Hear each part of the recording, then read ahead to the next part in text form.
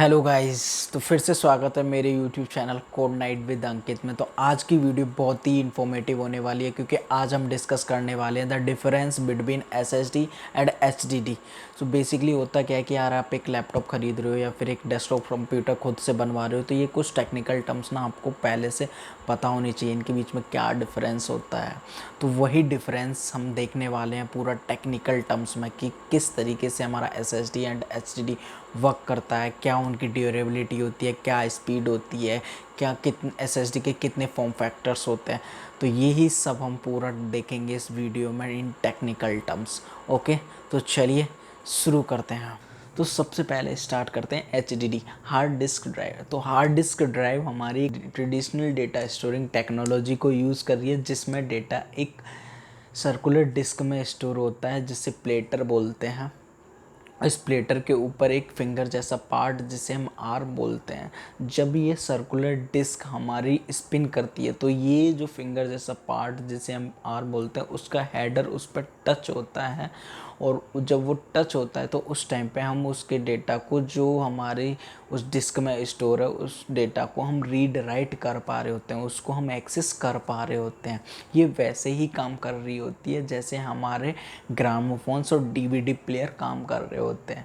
Okay, क्योंकि ये हमारी स्पिन कर रही होती है तो हम डेटा को एक्सेस कर पा रहे होते हैं। तो जितनी ज़्यादा ये स्पिन करेगी, जितनी ज़्यादा स्पीड से स्पिन करेगी, उतना जल्दी हम डेटा को रीड राइट कर पाएंगे। ओके, तो इसके साथ एक एचडीडी के साथ एक वैल्यू भी जुड़ी होती है कि भैया कि एचडीडी की क्या आरपीएम है, क्या आरपीएम है। तो ये मोस्टली 5400 या फिर 7200 आरपीएम में आती है, राउंड पर मिनट।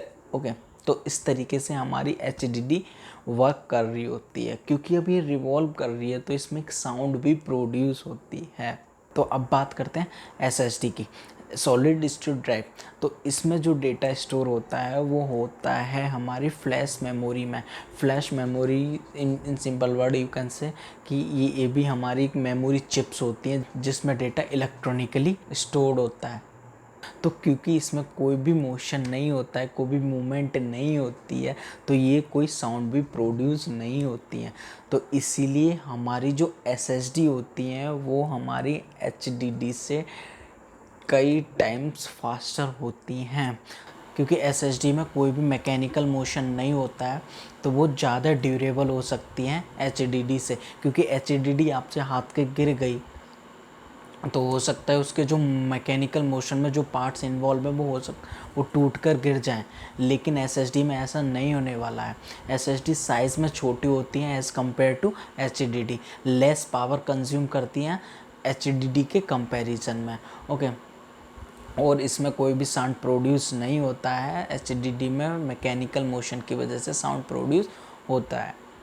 तो एसएसडी अलग अलग फॉर्म फैक्टर्स में आती है। एक होती है हमारी साटा एसएसडी, दूसरी होती है M.2 एसएसडी और एक होती है हमारी NVMe एसएसडी।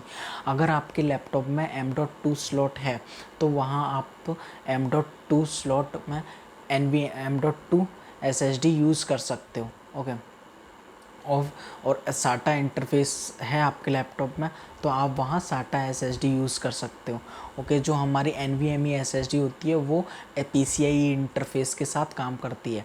और देखो इंटरफेस क्या होता है, इंटरफेस दो चीज़ों को आपस में कम्युनिकेट कराने के लिए, उनमें दो चीज़ें हैं आपके पास और वो आपस में कम्युनिकेट करना चाह रही हैं, आपस में डेटा को एक्सचेंज करना चाह रही हैं, तो उसके लिए एक उन्हें मीडियम चाहिए। वही मीडियम हमारा इंटरफेस कहला रहा है। ठीक है, तो हमारे लैपटॉप में बेसिकली दो इंटरफेस और भी ज़्यादा इंटरफेसेस होते हैं, लेकिन डेटा को एक्सचेंज करने के लिए हम दो इंटरफेस हैं। एक हो रहा है हमारा साटा इंटरफेस और दूसरा है हमारा PCI इंटरफेस। ओके, तो जो साटा इंटरफेस है उसमें हम साटा एसएसडी को कनेक्ट कर सकते हैं और जो हमारा PCI इंटरफेस है उसमें हम अपनी NVMe एसएसडी को रख सकते। तो अभी हमने देखा एचडीडी और एसएसडी के बीच में डिफरेंस। तो जहाँ हमने देखे एसएसडी के बहुत सारे फ़ायदे, तो क्या अभी आपको अब एसएसडी वाला लैपटॉप ही लेना चाहिए, लेकिन आपका बजट यार उतना है भी नहीं। तो मेरी राय में एक आइडियल सॉल्यूशन ये हो सकता है कि आप एक ऐसा पीसी बिल्ड कराओ या फिर लैपटॉप लो जहाँ एसएसडी और एचडीडी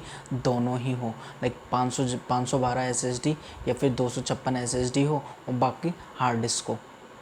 ओके, जहाँ आप SSD को as a prime memory consider करके उसमें विंडो इंस्टॉलेशन और हैवी सॉफ्टवेयर्स को इंस्टॉल कर सकते हो, तो जिससे आपका सिस्टम बूट होने में भी प्रॉब्लम नहीं होगा और फास्ट चलेगा, और जो भी आप सॉफ्टवेयर चलाओगे, जो भी एप्लीकेशंस होंगे वो भी अच्छे से काम कर रहे होंगे। और जहाँ आप उस कुछ स्टोर करना है उसके लिए आपने HDD लिया ही हुआ है, तो ये एक अच्छा कॉम्बिनेशन है। तो ये आपका सिस्टम बहुत सही से काम करने वाला है। लेकिन अगर आपको कोई प्राइस का इशू नहीं है, कोई बजट का इशू नहीं, तो यार आपको SSD के साथ ही जाना चाहिए। और हाँ, अगर आपके पास आपके पास कोई पुराना लैपटॉप था जिसमें सिर्फ एक ही हार्ड डिस्क थी और वो अभी बूट होने में प्रॉब्लम कर रहा है, तो यार उसमें SSD लगा के उसकी परफॉर्मेंस को कैसे बढ़ाएं, उसके ऊपर मैंने ना एक सेपरेट वीडियो बनाया है, जिसका लिंक मैंने डिस्क्रिप्शन डाल दिया, तो जाकर उसे देख लेना, बहुत सही वीडियो है। और हाँ, वीडियो थोड़ी भी इन्फॉर्मेटिव लगी हो और लगा हो यार इस वीडियो से कुछ समझ में आया, कुछ सीखने के लिए मिला, तो वीडियो को ज़रूर से लाइक कर देना और अपने दोस्तों के साथ शेयर कर देना। और आपने अभी तक मेरे चैनल को सब्सक्राइब नहीं किया है तो जल्दी से सब्सक्राइब कर लो, क्योंकि इस चैनल पे ऐसी ही tech information plus coding videos आने वाली है। तो मिलते हैं किसी नेक्स्ट वीडियो में, तब तक के लिए बाय।